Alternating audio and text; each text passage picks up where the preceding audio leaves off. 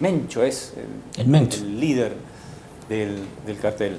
Bueno, ¿Cómo ves la situación de México? ¿Qué es lo que puede pasar en definitiva? está bastante complejizada la situación que estás comentando. Estamos en un vientos de guerra. O sea, a ver, para que pongamos en contexto, Gustavo, el Mencho está a la misma par, para que me entendas bien y todo, de Escobar, Ah, claro. Pablo Emilio Escobar, Sí, sí, sí, Gaviria, Pablo Escobar. o del Chapo Guzmán. O sea, para que me entendas lo que pasó en México ayer. ¿Bien? Cuando lo batieron el ejército mexicano, yo creo que ellos tenían un plan estratégico con Estados Unidos. Todo esto empezó cuando el año pasado Trump empezó a decir, mirá, o si no arreglan ustedes el entuerto que tienen en México, le dijo a Sheinbaum, Sí, sí, intervenimos nosotros. o intervenimos nosotros. Entramos con las tropas y los mexicanos, no, si nosotros lo vamos a arreglar. Bueno, empezaron la DEA, empezaron a venir, la CIA empezó a trabajar también, hasta que de repente encontraron a el Mencho, que nadie lo ubicaba, pero ¿cuáles son los orígenes del Mencho? ¿Cuál es la situación de él? Era un policía mexicano. Después se fue al otro bando, ¿no? Claro, pero se cruzó del frontera y él lamentablemente de alguna otra forma se metió toda esta situación. Lo que está pasando en México es realmente un vacío de poder gigantesco en el norte de México. Estamos viendo que Ciudad de México, más al sur de México, tiene una política de Estados Unidos mexicanos que conocemos, ¿no? Sí. Pero arriba de México es tierra de nadie. Es como el lejano oeste. Claro. ¿Me explico? Llegó el sheriff era el Mencho, y el Mencho lo dispararon ayer los ejércitos mexicanos y quedó un vacío de poder. ¿Qué conllevó con esto? ¿Y esa fue la reacción en tantos estados de...? Claro, pues mataron a uno de sus líderes. ¿Cuál fue la reacción? Secuestro, entre medio, barricadas, vehículos incendiados, veíamos, saqueos, no sé. saqueos también, y disparos en el aeropuerto de Guadalajara, en México. O sea, ¿de qué estamos hablando? Un estado totalmente, un narcoestado, arriba y Sheinbaum en el sur gobernando. No entendemos quién gobierna actualmente México. Lamentablemente la situación que está pasando en México es irrisoria, hablando en el tema jurídico constitucional, ¿no? Claro. O sea, nos damos cuenta que está pasando mucho esta situación y tiene conexiones el Mencho con Buenos Aires y Argentina. Sí, lo estaba viendo hace un ratito. Esas conexiones son bien interesantes porque él puso el 2009, si no me equivoco, obviamente con gente que él trae, porque él era la cúpula, era la cabeza de toda esta organización, que ahora la leyenda del Mencho se acabó, pero tú cortas una cabeza en la droga y empiezan a salir 2 o 3 más, ¿bien? No estamos diciendo del grueso, como te decía, yo te decía de los grandes narcos como el Chapo o Escobar. Uno dice, bueno, a ver, esto debería derivar a bajar un poco la tensión. Al contrario, subió la tensión. Subió la tensión. Porque además imagino que es una organización que tiene sus armamentos, su logística, su infraestructura, a la que... O sea, el problema precario que tenía hace 10 años atrás el ejército mexicano era la formación, como bien debo decir, el equipamiento de fuerzas que tenía. Claro. Decían, ellos están 10 años más arriba que nosotros los narcos, con las plata, porque ellos tenían la plata en la mesa y te la ponían. Claro. Los demás se demoraban, en burocracia, en el ejército mexicano. Ahora no, se restableció y están más o menos parecidos. Pero esta situación pasó que yo no creo, y te vuelvo a repetir lo mismo, no creo que haya sido un disparo que a alguien se le salió, a alguien del ejército, y justo vio un narco y era el Mencho. No, hay algo planificado. Yo quiero entender que hay algo planificado entre el gobierno mexicano y el gobierno estadounidense por lo que pasó ayer. Sí. Porque esta situación sabíamos que iba a pasar. El mismo gobernador de algunos estados tuvieron que sacar eventos, un montón de cosas ayer. Hoy día no hubo clase en el norte, casi en varios estados del norte de México, entonces nos estamos dando cuenta de que por un narco quedó la embarrada. Eso te das cuenta de lo frágil y vacío de poder que está pasando actualmente en México. Es una situación no menor. Claro, o sea, esto es algo que se va a seguir, digamos. Esto va a seguir. No es que va a seguir y se acabó No, va a empeorar porque ellos buscan venganza. O sea, claro, ese es el tema. Yo creo que el ejército mexicano está preparándose para lo que va a ser... va a ser una contienda importante lo que va a pasar ahora en México y lo que está pasando, nosotros lo vimos ayer.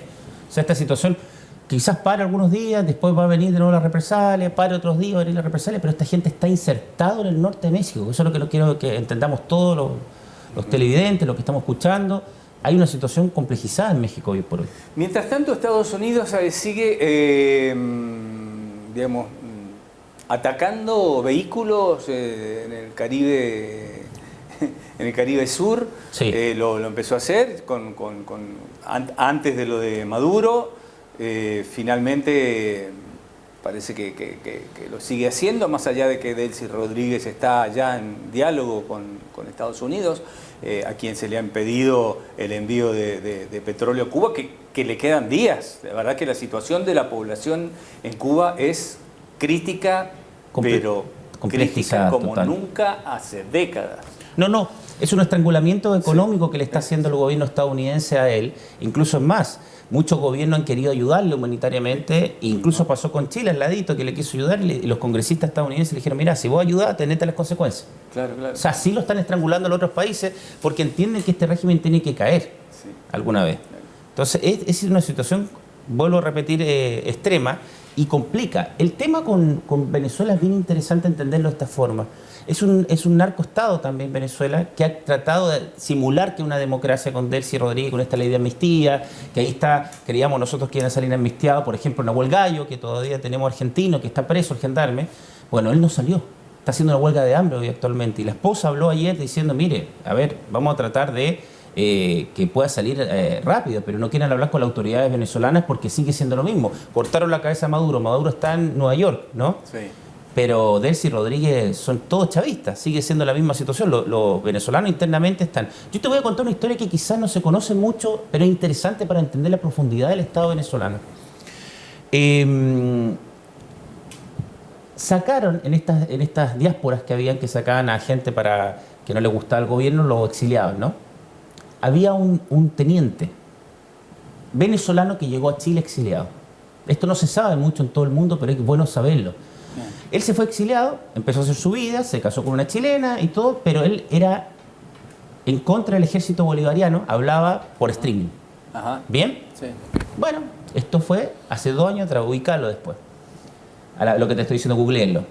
Esta situación es tan complicada que pasó que fueron fuerzas del Estado bolivariano, especiales, de Venezuela, a Santiago de Chile, a sacarlo del departamento en calzoncillo, en ropas menores, en paños menores, ¿no? A sacar a este teniente, en retiro, obviamente, que estaba hablando mal de hace 2 años atrás, lo secuestraron y lo mataron. Entonces, si vos me estás haciendo esa inteligencia desde otros lados también, en contra de las cosas, te das cuenta que no es una democracia Venezuela. O sea, uno se da cuenta, Gustavo, que la verdad es que una situación que es rara, que obviamente tiene que pagar lo que todos sabíamos que venía a buscar Estados Unidos, el tema del petróleo, debajo de la tierra. Eso se está trabajando y por eso más o menos está calmo el asunto. Pero la amnistía, dijeron que eran 600 amnistías desde 1999 hasta la fecha. Y han sacado 400, me parece, retazos. No son los 600 que dice Delcy Rodríguez. No. O sea, hay una situación media.